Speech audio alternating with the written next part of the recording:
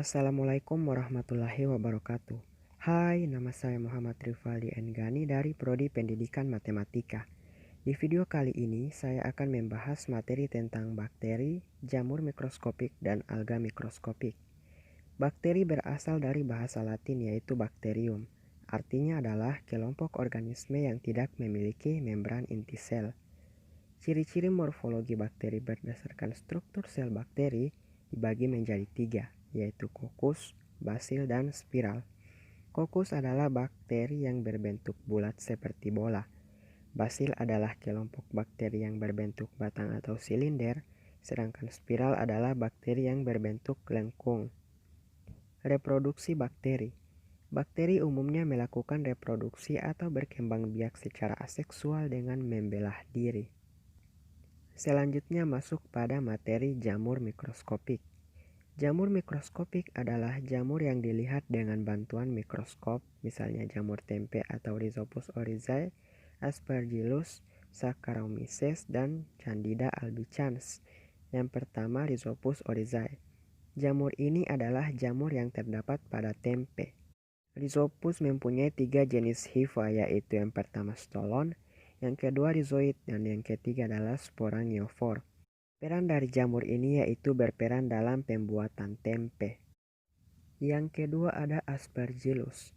Aspergillus adalah suatu jamur yang termasuk dalam kelas Ascomycetes yang dapat ditemukan di mana-mana. Ciri-cirinya yaitu mempunyai hifa berseptat dan miselium bercabang, sedangkan hifa yang muncul di atas permukaan merupakan hifa fertil, koloninya berkelompok, Conidiophora berseptat atau non-septat. Yang ketiga ada Saccharomyces. Jamur Saccharomyces merupakan jenis hamir atau ragi atau yeast yang memiliki kemampuan mengubah glukosa menjadi etanol dan CO2.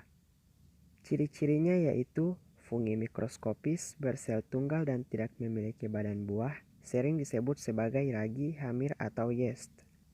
Dan yang terakhir ada Candida albicans. Candida albicans adalah spesies cendawan patogen dari golongan Deuteromycota.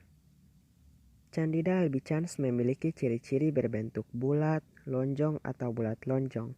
Koloninya pada medium padat sedikit menimbul dari permukaan medium, dengan permukaan halus, licin atau berlipat-lipat, berwarna putih kekuningan dan berbau ragi. Selanjutnya kita masuk pada materi alga mikroskopik.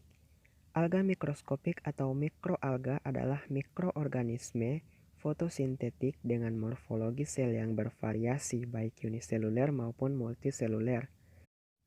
Sebagian besar alga tumbuh secara fototrofik meskipun tidak sedikit jenis yang mampu tumbuh heterotrofik. Contoh alga mikroskopik yang pertama Cyanobacteria, yang kedua Chlorophyta, dan yang ketiga Chrysophyta. Yang pertama ada Cyanobacteria. Alga atau ganggang hijau biru atau Cyanobacteria ialah kelompok Eubacteria atau bakteri. Anggota Cyanobacteria tersebar dalam berbagai tempat, misalnya di perairan, tanah, batu-batuan, serta bongkahan batu. Struktur sel dari Cyanobacteria ini berbeda dengan bakteri pada umumnya yang bersifat uniseluler atau sel tunggal. Bentuk tubuh Cyanobacteria ada yang multiseluler, berbentuk filamen atau benang. Yang kedua ada Chlorophyta. Chlorophyta adalah divisi dari alga hijau. Ciri-cirinya yaitu yang pertama ada yang bersel satu, ada yang membentuk koloni. Yang kedua, bentuk tubuhnya ada yang bulat, filamen, lembaran, dan ada yang menyerupai tumbuhan tinggi. Dan yang ketiga, bentuk dan ukuran kloroplas beraneka ragam, ada yang seperti mangkuk, busa, jala, atau bintang. Ada Chrysophyta. Chrysophyta diambil dari kata Yunani chrysos yang berarti emas. Ciri-cirinya yaitu yang pertama, bentuk talus ada yang berupa batang dan telapak tangan. Yang kedua, alga keemasan yang bersel satu ada yang memiliki 2 flagela heterodinamik. Nah, alga keemasan ini merupakan penyusun utama plankton yang berperan penting sebagai produsen di lingkungan perairan laut. Baik, sekian dari saya. Semoga bermanfaat. Terima kasih. Wassalamualaikum.